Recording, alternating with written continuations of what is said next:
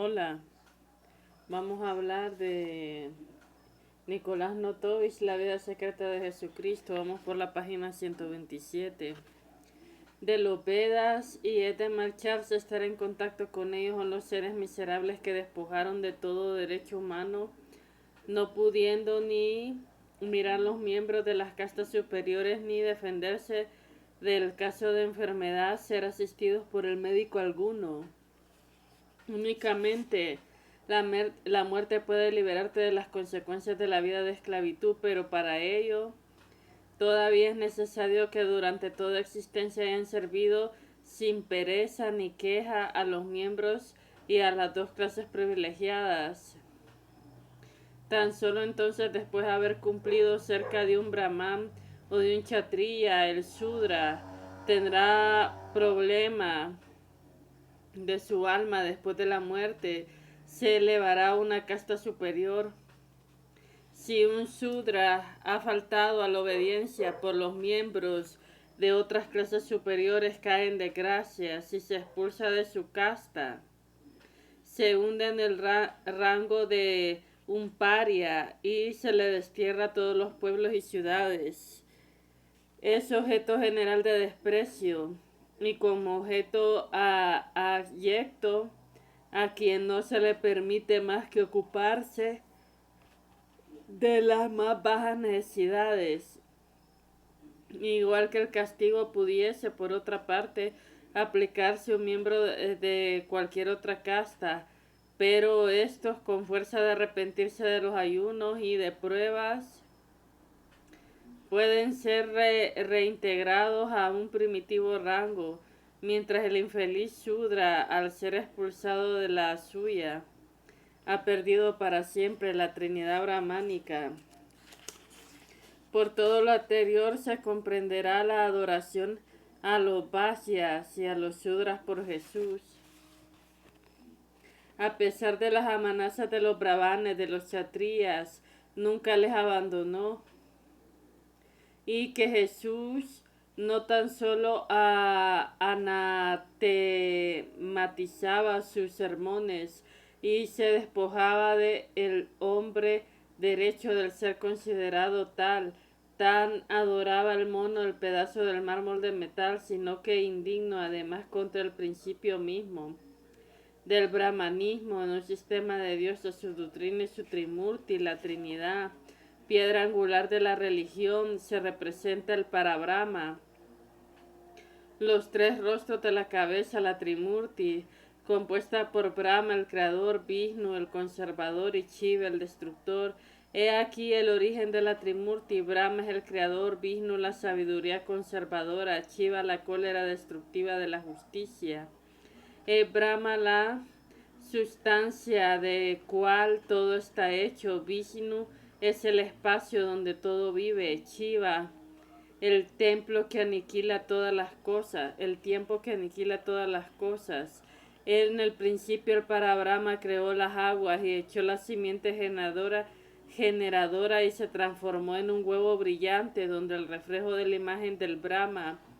Transcurrieron millones de siglos cuando Brahma partió el huevo en dos mitades, de las cuales la superior fue el cielo y la mitad inferior constituyó la tierra, hecho que Brahma descendió a la tierra bajo la apariencia de un niño, se instaló sobre la flor de loto, sumergiéndose a sí mismo. Y se hizo esta pregunta: ¿quién es el que se revela en la conservación de todo esto? Yo he creado. Una respuesta salió de la boca abajo de apariencia de una ama, yo. Y Brahma dio esta palabra al nombre Vishnu, que quiere decir el que conserva. Después dividió a Brahma su ser en dos mitades, y cuando un macho y la otra hembra. El mundo activo y el mundo pasivo, cuya unión dio la existencia a Shiva, el destructor. Véase cuáles son los atributos de la Trimurti. Brahma es el rostro de todo lo que verifica. Vishnu es el agua que sostiene las fuerzas de las criaturas. Shiva es el juego que quiebra la atadura que une las cosas. Brahma el pasado, Vishnu el presente, Shiva el porvenir. Cada parte de la Trimurti posee además una esposa, la de Brahma Sarasvati, la diosa de la sabiduría, la de Vishnu Lakshmi, la diosa de la virtud, la de Shiva Kali, la diosa de la muerte, la destructora universal. De esta última unión nacieron el sabio dios Ganesha e Indra, jefe de las divinidades inferiores, cuyo mundo comprometido en todos los objetos de adoración de los indios asciende en la cifra de 300 millones. Vishnu descendió otras veces a la tierra, encarnándose ya en un pez para salvar el diluvio de los libros sagrados, ya que la tortuga, como después de un enano, de un jabalí, de un león, como asimismo Rama, hijo del rey, e Krishna, un Bhadda, en Bhadda, volverá por novena vez bajo la forma de un jinete montado en un caballo blanco para destruir la muerte de los pecados. Negó Jesús la existencia de todo este párrafo de inecta jerarquía de dioses que oscurecieron el gran principio del monoteísmo. Jesús entra en contacto con el budismo. Al ver los brahmanes del pueblo comenzar a abrazar la doctrina de Jesús, se convirtió en un adversario cuando había tratado de ganárselos por su causa, decidieron matarlo. Pero sus servidores, que le amaban profundamente, le previnieron del peligro que le amenazaba, y su refugio de los montes de Nepal. En esta época el budismo había echado profundas raíces en el país. Era una especie de cisma notable de sus principios morales, de sus ideas acerca de la naturaleza, de la divinidad, de las ideas que aproximaran al hombre de la naturaleza y se asumían. Se unían los hombres entre sí. El fundador de la secta, Sakyamuni, nació en 1500 años antes de Jesucristo en Kapila, capital del reino del Padre, que cerca de Nepal, en el Himalaya. Pertenecía a la raza de los Gotamides, de la familia de los antiguos Sakyas, y después de la infancia mostró el profundo interés por la religión a pesar de los deseos de su padre. Abandonó su lujo y el palacio que habitaba. Comentó sobre luego predicar contra los brahmanes, purificando al mismo tiempo sus doctrinas. Su cuerpo fue quemado, sus cenizas divididas en muchas porciones se repartieron entre las poblaciones. Una nueva doctrina que había arrojado el brahmanismo. Según la doctrina budista, el creador permanece siempre en un estado de inacción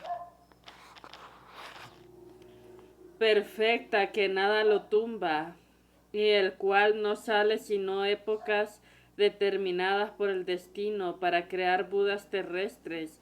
A dicho efecto, el espíritu se desprende del soberano creador, le encarna en un Buda, recibe algún tiempo en la tierra donde crea los bodhisattvas, maestros cuya misión es predicar la palabra divina, fundar las nuevas iglesias creyentes a los que ellos dictaban las leyes, a quienes instituían un nuevo orden religioso de las tradiciones del budismo. El Buda terrestre es mientras la manera un reflejo de la soberano Buda creador, al cual reúne nuevamente después de haber terminado la existencia sobre la tierra, y los bodhisattvas también la recompensa de sus trabajos, privaciones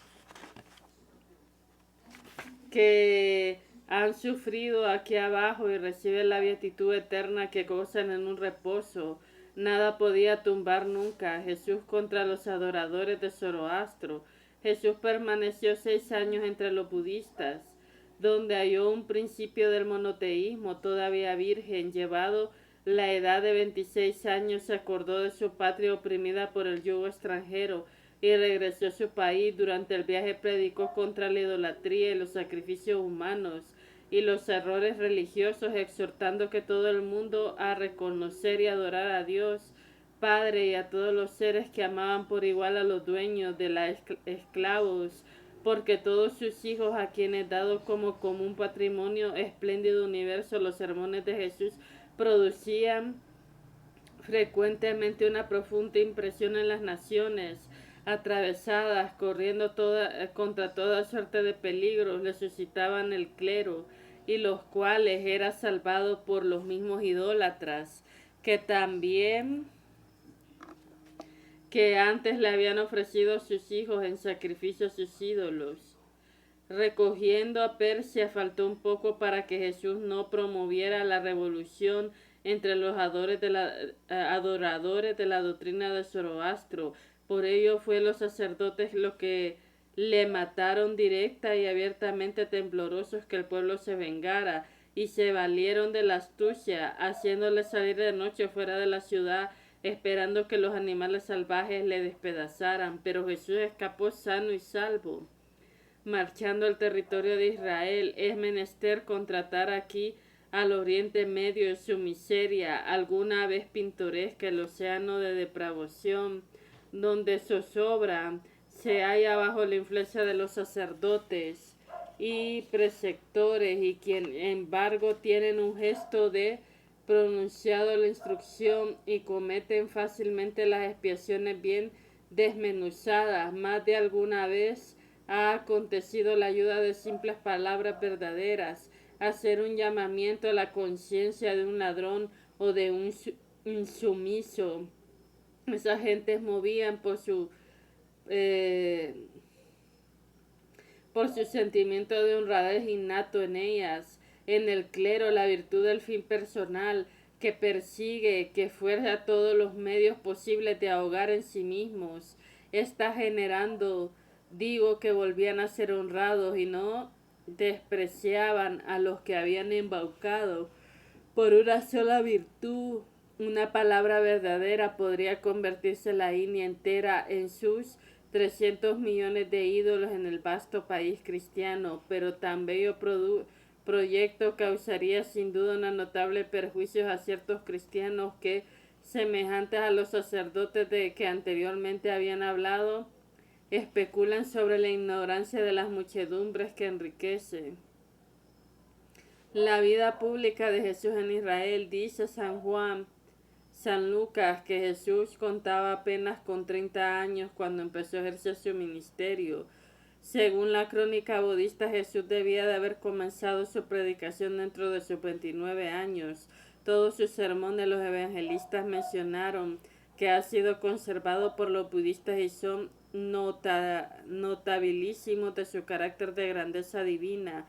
La reputación del nuevo predicador extendió rápidamente por todo el país, y Jerusalén aguardaba con impaciencia su llegada. Tan luego como se aproximó a la próxima ciudad santa, todos los habitantes fueron a su encuentro para recibirle. Le condujeron al triunfo al templo, que era conforme a la tradición cristiana. Los jefes, los sabios, que oyeron, admiraron sus sermones, se regocijaron de la impresión bienhechora que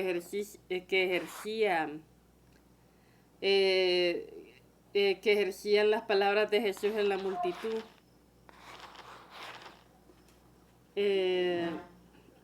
Todos los sermones de Jesús eran pletóricos, ideas sublimes. No obstante, Pilato, gobernador del país, no vio las cosas bajo la misma cariz. Agentes suyos celosamente comunicados con Jesús anunciaban la próxima llegada del nuevo reino. Él restableció el trono de Israel, el que había de nombrar el Hijo de Dios, enviando para realzar el ánimo de Israel, porque el rey de Judea asediaba muy pronto sobre el trono de los antepasados. No quiso atribuir a Jesús el papel de un revolucionario, pero aparece muy probable de que Jesús trabajara con el pueblo en miras de restablecer el trono que le correspondía a pleno derecho, inspirado divinamente y convencido al mismo tiempo de que sus pretensiones eran legítimas. Jesús predicó por lo tanto en la unión espiritual del pueblo a fin de que resultara de que ello una unión política. Alarmado Pilato de tales rumores, mandó a convocar a los sabios y ancianos del pueblo, encargándoles de que prohibieran a Jesús la predicación pública y la condenación en el templo, bajo la inculpación de apostasía, que este medio más eficaz para desembarazarse de un hombre peligroso, de quien Pilatos conocía el origen real, cual la gloria crecía en el pueblo. A propósito de ellos, necesitaba hacer constar a los israelitas, muy lejos de hostilizar a Jesús, reconocían que él, el descendiente ilustre de la dinastía de David, y que su virtud le hacía objeto de sus secretas esperanzas, que le resultaba del mismo evangelio. Al relatar a Jesús, predicaba libremente en el templo en presencia de los ancianos, a quienes hubiera podido impedir solo acceso al templo, sino que las propias predicaciones.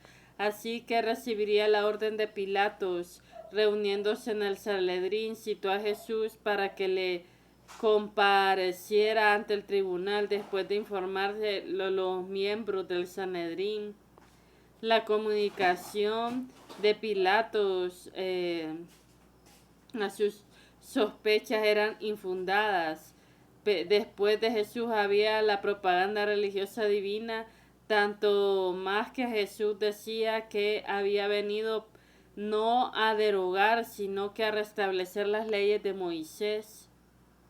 La crónica budista no hace más que confirmar esta simpatía que exigió indudablemente en Jesús un joven predicador y los ancianos del pueblo de Israel. De ahí su respuesta: no se juzga a un justo. Pilatos en modo alguno se tranquilizó y continuó buscando una ocasión para citar otra vez a Jesús ante el nuevo tribunal. Al efecto, lanzó su persecución una multitud de agentes que vigilaban e hicieran presa al fin de su cuerpo. Pilatos, enemigo de Jesús. Si se da crédito a los evangelistas,